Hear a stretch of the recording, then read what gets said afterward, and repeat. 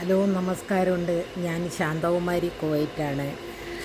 ഒരു കാര്യം പറയാൻ വേണ്ടിയാണ് ഞാനിപ്പോൾ ഇന്ന് രാവിലെ തന്നെ വന്നിരിക്കുന്നത്. എല്ലാവരും സുഖമല്ലേ? എല്ലാവരും സന്തോഷമായിട്ട് ഇരിക്കുന്നുണ്ടോ? ഞാനും സന്തോഷമുണ്ട്. പിന്നെ ഒരു കാര്യം ഞാൻ പറയാൻ വന്നത്, തൃശ്ശൂരിപ്പോൾ ഇവർ ജയിച്ചിട്ടുണ്ടല്ലോ. നമ്മുടെ പാർട്ടി വേണ്ട, സിനിമാ നടൻ സുരേഷ് ഗോപി ജയിച്ചല്ലോ. ഓക്കെ, അതിൽ തൃശ്ശൂരുകാർ ഇനി കരയാൻ പോകുന്നേ ഉള്ളൂ. അത് കരയും എന്നുള്ളതിന് യാതൊരു സംശയവും വേണ്ട. എന്താന്ന് പറഞ്ഞാൽ തൃശ്ശൂരുകാർ ചതിക്കപ്പെട്ടിരിക്കുകയാണ്.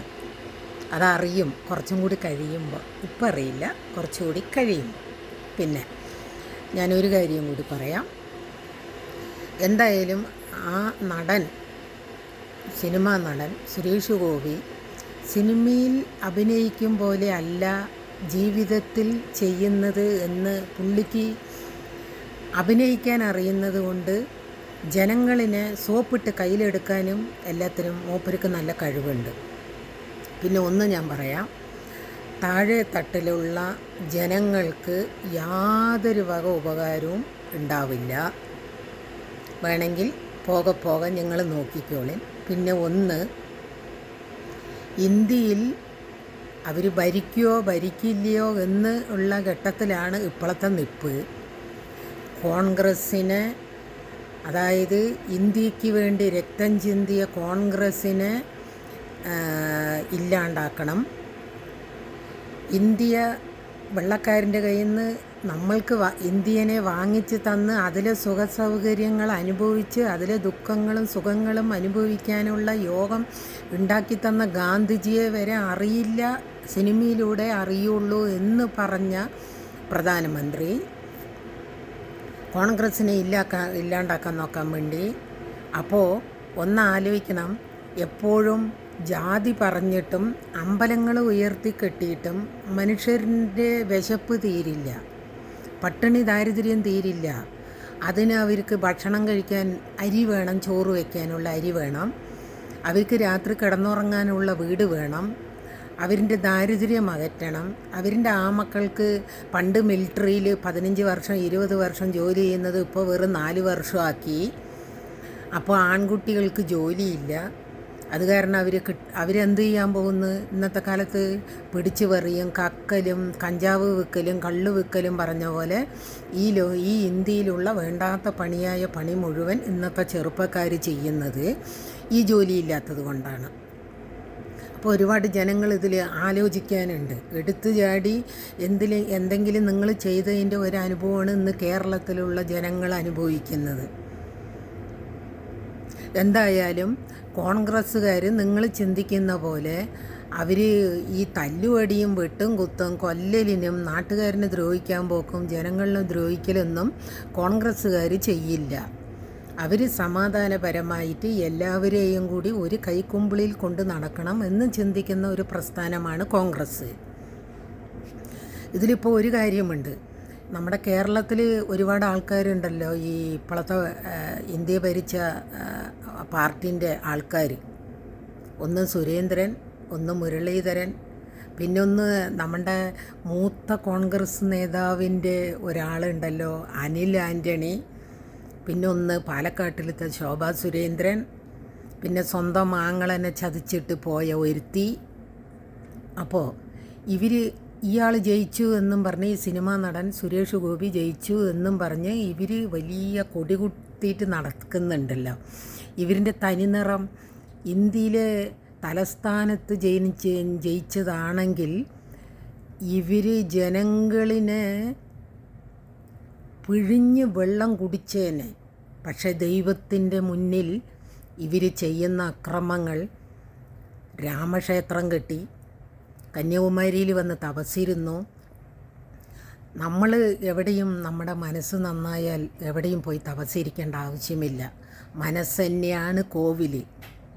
ആ മനസ്സ് നന്നായാൽ പാവപ്പെട്ട ജനങ്ങളെ സഹായിക്കുന്നവരുടെ ഹൃദയമാണ് നല്ലത്, അഭിനയമല്ല. സഹായിക്കുന്നത് അഭിനയിക്കുകയാണ്, അതല്ല ഒരാളിൻ്റെ ധർമ്മം. അതുകൊണ്ട് തൃശ്ശൂരുകാരെ നിങ്ങൾ അനുഭവിക്കാൻ പോകുന്നേ ഉള്ളൂ. കാരണം ഇന്ത്യയിൽ അവർ ജയിച്ചിട്ട് 400 എന്ത് ചാർബാറ ചോർബാറ എനിക്കത് പറയാൻ ഹിന്ദി അറിയില്ല, അത് കിട്ടി അവർ വന്നിരുന്നെങ്കിൽ ഇന്ന് കേരളത്തിലെ ഒരു കോൺഗ്രസ്സുകാരനും ഒരു CPMകാരനും തലനൂർത്തി നടത്താൻ അവർ വിടില്ല.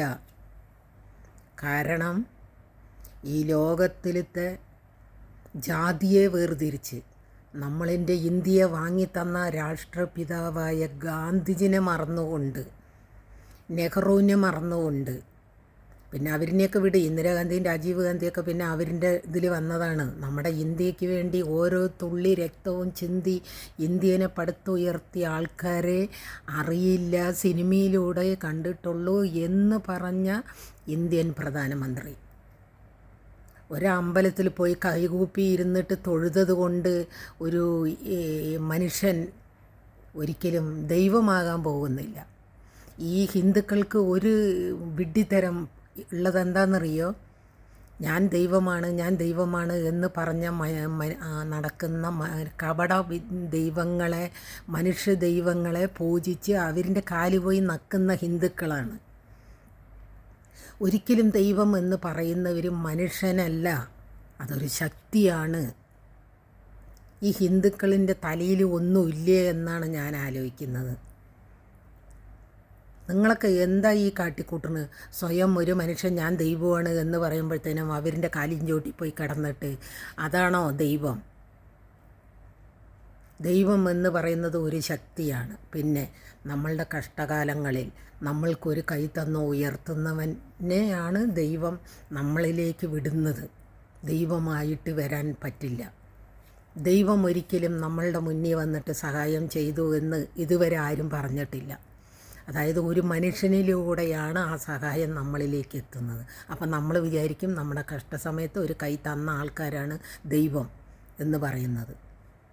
ഒരു മനുഷ്യനെ സ്നേഹിക്കുന്നുണ്ടെങ്കിൽ, ഒരു പാവപ്പെട്ടവനെ സ്നേഹിക്കുന്നുണ്ടെങ്കിൽ, ഒരാൾക്കൊരു നേരത്തെ ഭക്ഷണം കൊടുക്കുന്നുണ്ടെങ്കിൽ, എന്തെങ്കിലും ഒരു സഹായം ചെയ്യാൻ പറ്റുന്നവനാണെങ്കിൽ അത് ചെയ്യുന്നവനാണ് ദൈവത്തിൻ്റെ സ്ഥാനത്തിൽ നിൽക്കുന്നത്, ദൈവം വിട്ടാക്കുന്നത്. അല്ലാതെ സുരേഷ് ഗോപി സിനിമയിൽ അഭിനയിക്കും പോലെ ഇങ്ങനെ കാണിച്ചിട്ട് കുറേ ഡാൻസ് ഇങ്ങനെ ആക്കുന്ന പോലെ നിങ്ങൾ വിചാരിച്ചു തൃശ്ശൂർക്കാരെ നിങ്ങൾ അനുഭവിക്കാൻ പോകുന്നതേ ഉള്ളൂ. അപ്പോൾ അതുകൊണ്ട് നമ്മളിനി നിങ്ങൾ തൃശ്ശൂർക്കാർ ഓർത്തും കണ്ടും നടന്നോളി, ഇല്ല പറഞ്ഞാൽ നിങ്ങൾ അനുഭവിക്കും, അതിന് യാതൊരു സംശയം വേണ്ട. വയനാട് നിങ്ങളൊന്ന് ആലോചിച്ച് നോക്ക്. എല്ലാവരും പറഞ്ഞു എന്തിനാണ് രാഹുൽ ഗാന്ധി അവിടെ വന്ന് മത്സരിക്കുന്നത്, ഒന്നും കിട്ടാൻ പോകുന്നില്ല എന്ന്. ഞാൻ ജയിച്ചു കഴിഞ്ഞാൽ ഗണപതി എന്താണ്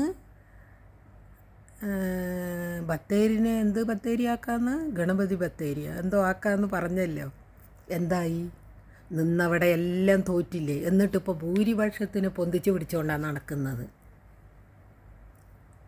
ശോഭാ സുരേന്ദ്രൻ ഇത്ര ഭൂരിപക്ഷം, മുരളീധരൻ ഇത്ര ഭൂരിപക്ഷം, അനിൽ ആൻ്റണി ഇത്ര ലക്ഷം, കേന്ദ്രമന്ത്രിയായിരുന്ന ചന്ദ്രശേഖരൻ ഇത്ര ലക്ഷം. ഈ ചന്ദ്രശേഖരൻ പറയുന്ന ആൾ ഈ BJP സ്ഥാനാർത്ഥിയായിട്ട് തിരുവനന്തപുരത്ത് വന്നതല്ലാതെ എന്താ അറിയാം അയാളിനെ കുറിച്ച്? തിരുവനന്തപുരത്തെ ആൾക്കാർക്ക് എന്തെങ്കിലും അറിയോ?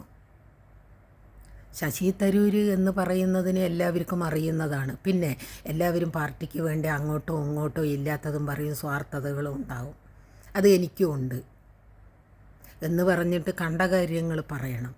സ്വാർത്ഥത വേറെ, നമ്മളുടെ പ്രസ്ഥാനത്തിന് സ്നേഹിക്കുന്നത് വേറെ. പക്ഷേ കണ്ട കാര്യങ്ങൾ പറയണം. മനസ്സിലാവുണ്ടോ? എല്ലാ ചാനലുകളിലും പറയും പോലെ ഈ സിനിമാ നടൻ സുരേഷ് ഗോപി എന്തുകൊണ്ട് സ്വന്തം നാട്ടിൽ നിന്നില്ല, സ്വന്തം നാട്ടുകാർക്ക് ചെയ്തില്ല? തൃശ്ശൂർ വന്ന് നിന്നിട്ട് തൃശ്ശൂർ ജയിച്ചത്, അത് 3ാമത്തെ വർഷം. അതിലൊരു വിജയമായിട്ട് ഞാൻ കാണുന്നില്ല. ആ 3ാം വർഷം ജയിക്കണം എന്ന് പറഞ്ഞു തന്നെയാണ് അയാളിപ്പോൾ ഇത്രയും കാണിച്ചു കൂട്ടിയത്. എന്നിട്ട് അതിന് കുറേ ആൾക്കാർ വ്യാഖ്യാനിക്കുന്നുണ്ടായിരുന്നു, ലൂർദ് മാതാവ് കണ്ണ് തുറന്നോ, വടക്കുനാഥൻ കണ്ണ് തുറന്നോ, ഇനി തൃശ്ശൂർക്കാരെ അനുഭവിക്കുമ്പോൾ ഇതേ ദൈവങ്ങൾ അവിടെ ഉണ്ട് എന്നുള്ളൊരു ഓർമ്മയും കൂടി നിങ്ങൾക്ക് വേണം. ഇപ്പോൾ ഏതായാലും മാതാവും വടക്കുനാഥനൊക്കെ കണ്ണ് തുറന്ന് ജയിച്ചല്ലോ. ഇനി തൃശ്ശൂർക്കാരെ അനുഭവിക്കുമ്പോൾ അന്നും വടക്കുനാഥനും മാതാവും ഒക്കെ അവിടെ ഉണ്ട് എന്ന് വിശ്വസിക്കണം. എനിക്ക് എല്ലാ ദൈവങ്ങളും ഒരേപോലെ കാണുന്ന ഒരു വ്യക്തിയാണ് ഞാൻ. അതുകൊണ്ട് ദൈവത്തിന് അറിയാം ഈ ലോകത്തിൽ എന്ത് നടക്കണ്ട് എന്നുള്ളത്. പിന്നെ അയോധ്യയിലത്തെ രാമൻ എന്ന് പറയുന്നത് ഒരു വ്യക്തിൻ്റെയോ ഒരു ജാതിൻ്റെയോ ഒരു ഭരണഘടനേൻ്റെയോ സ്വന്തമല്ല രാമൻ എന്ന് പറയുന്നത് നമ്മളുടെ എല്ലാ മതക്കാരൻ്റെയും ഒരു എന്താ പറയുക, രാമനെക്കുറിച്ചുള്ള രാമൻ്റെ ആ ഒരു വർണ്ണന തന്നെ വലിയ ഒരു മനുഷ്യനാണ് രാമൻ. അല്ലാതെ ഒരു പാർട്ടിൻ്റെയോ ഒരാളിൻ്റെയോ ഒരു പ്രസ്ഥാനത്തിൻ്റെയോ ഒരു ജാതിൻ്റെയോ ഒരു മതത്തിൻ്റെയോ ആളല്ല. മനസ്സിലായോ? അപ്പോൾ അതുകൊണ്ട് എൻ്റെ തൃശ്ശൂർക്കാരെ, നിങ്ങൾ നോക്കിയും കണ്ടും ജീവിച്ചോളിൻ. പെണ്ണുങ്ങളടക്കം ചാടിക്കളിച്ച് ഭയങ്കര ഡാൻസ് കളിയായിരുന്നല്ലോ, അനുഭവിക്കാൻ പോകുന്നേ ഉള്ളൂ. ഇതാ ഇപ്പം ഒരു ചാനലിൽ വന്നിട്ടുണ്ടായിരുന്നു, ഒരു സ്ത്രീ അയാളുടെ അടുത്ത് സഹായം ചോദിക്കാൻ പോയിട്ട് ദേഷ്യം വന്ന സുരേഷ് ഗോപി ഡ്രൈവറിനെ തല്ലുന്നത്. ഞാനത് എൻ്റെ ഫേസ്ബുക്കിൽ ഇട്ടിട്ടുണ്ട് എല്ലാവരും കാണാൻ വേണ്ടിയിട്ട്. അപ്പോൾ ബൈ, എല്ലാവർക്കും മനസ്സിലായി.